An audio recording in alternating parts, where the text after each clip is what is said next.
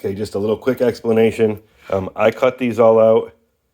You don't have to when you're fermenting. You can throw these in whole, but the more surface area, I think the better. And I like to get the seeds for the ones that I want to save, and I like to cut out the pith in there, or placenta they call it, the white, because that's the place you can get some bitter taste.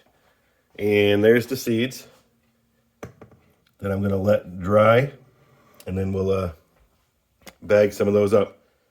So I'm going to go ahead now, prep my garlic, my onions, and my pineapple, and then I'll bring you back. Okay, just to kind of show you what I got going on. I have a half an onion, because I'm only doing these in quart jars. They're not really large enough to do a big batch. So I'm sure I'm going to need both jars. So I have a half an onion. I did one slice of pineapple about that thick, and I'm doing that in half. And I'm just cutting it in chunks, big chunks. So I'll put those in there, and these will go in here. I will split up the orange peppers into half into each jar, and then these I will fill the remainder of the jars. Then we'll do our salt brine and get things kicked off. All right, be back. Okay, so here's what we got going on. So I got my jars. I'm going to put the pineapple and the fruit. I like to put the fruit in first because that's got the most sugar in it, and you want to keep that as far away from the top where there could be a potential to come in contact with any oxygen and cause problems. So put those in first. I have a bunch of garlic here. I have a few bigger pieces and a few smaller pieces. So I'm going to do 4 of these in one, and then I'll do the other 5 littler ones in the other one. We're just going to split these in there. I'm going to put the onion on the top. So now we're just going to fill these up.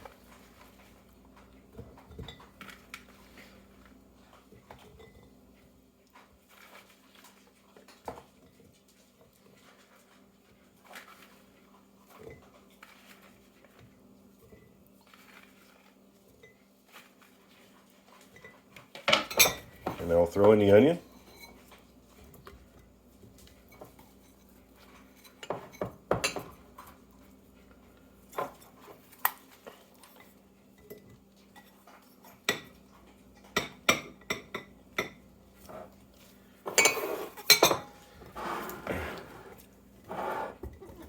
I'm actually going to get the packer and pack these down.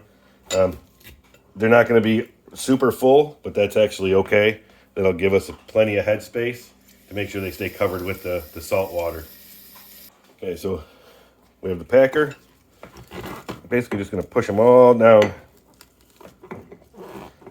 nice and tight.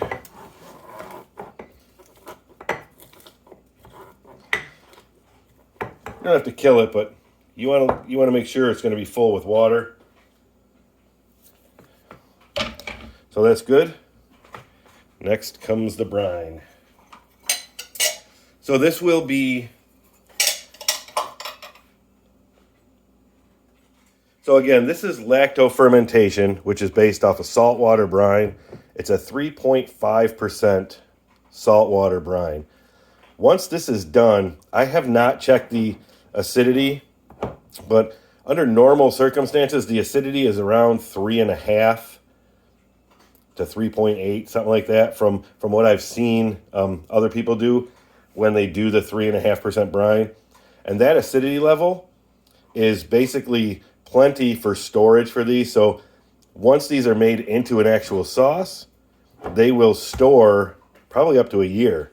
You put them in the fridge, the fermentation kind of stops because they're cold, but you still have that good bacteria. You can actually boil this after it's done. Unfortunately, you kill the good bacteria from the lacto-fermentation, but then the fermentation stops. You get a consistent taste, and then at that point, it's done with whatever. When you leave it in the fridge, the taste can change over time, even though it takes a long time for it to do that. It can happen.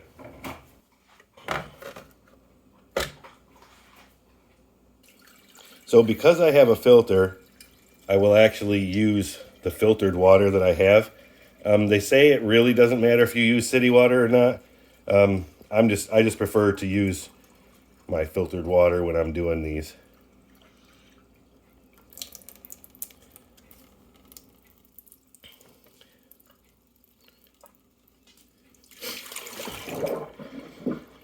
So we're going to see what this empty weighs.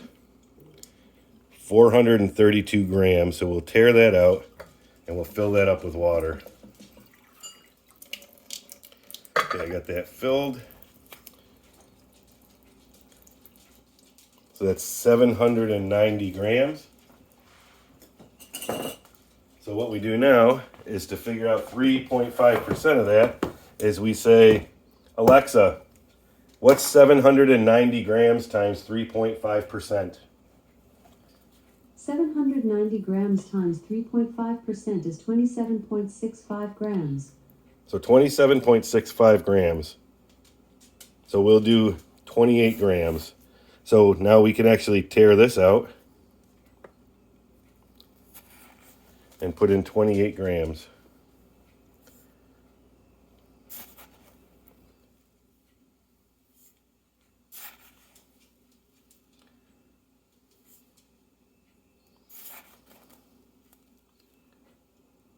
That should just close to 28, 27.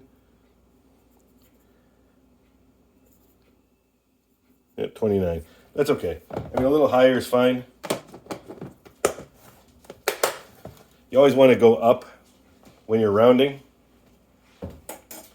So what I'm going to do now is you want to mix this together. I'm going to actually put this on. I'm going to shake it up really good. And then you want it just to sit and wait till it's clear, so that you know all the salt is dissolved in there. And what I used kosher salt. You should never use iodized salt for any kind of pickling or preserving or fermenting. Always use a kosher salt. So we don't need that anymore. And now we're just going to let that sit until that's perfectly clear. Normally takes a couple minutes. While that's sitting, I'm going to go ahead and put my weights in. Now these do go through the dishwasher. After they're done, I'll put them away. Then I take them out and I wash them with a little bit of soap and hot water. So that'll work actually pretty good. They'll sit down in there. I'll fill that up and they should be fine. Don't forget to mark your jars. Actually I'm using blue painter's tape. I'll put it on there and put the date and what's in it. So that looks pretty clear. I don't see anything on the bottom.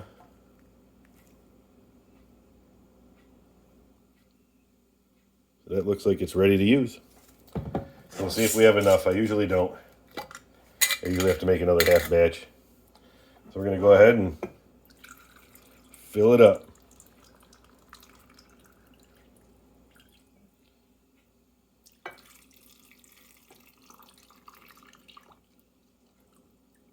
Well, look at that.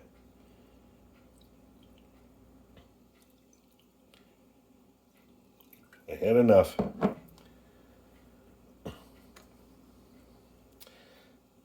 So you do want to work your way around in there, try to get out any air bubbles.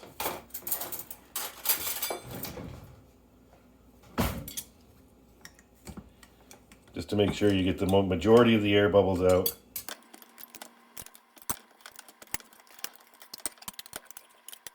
I have some onion pieces creeping up. I'm actually going to pull the weight out. Just try to keep everything underneath the water as much as possible. Some parts will slide up, and that's okay. You just check it. And part of this fermentation process, at some point after a while, you could actually see some white stuff on the top. And that white stuff is not necessarily bad. So this can form cam yeast as well as mold if it goes bad. Cam yeast is fine. There's nothing wrong with the cam yeast. You just don't want so everybody, a lot of people will think, oh, you see the white stuff on the top? There's nothing wrong with the white stuff as long as it's not fuzzy. Fuzzy means mold. White, there can be a layer of white which is cam yeast. I actually had that on some of the asparagus that I did, and that's perfectly fine. You can scrape that off, throw it away, do whatever you'd like with it, but cam yeast is fine. You just do not want any hairy stuff. So I'll wipe these off. I'm going to put my fermentation lids on. This allows them to burp as the gases are formed inside. That way it won't build pressure. If you actually sealed these up, you have to burp them because they will actually build pressure. Okay, so this is going to be a medium sauce, I believe, when it's done, as opposed to, if you've seen my other two videos, those are pretty mild sauces. This is probably going to be a medium, probably going to be a little bit deeper red, orangey red. So that's it for now. I'm going to label these, put them in the cabinet in a dark place. Keep the temperature around 60 to 70, 80 degrees. Anywhere in there is fine. You just don't want it too cold. All right, that's it.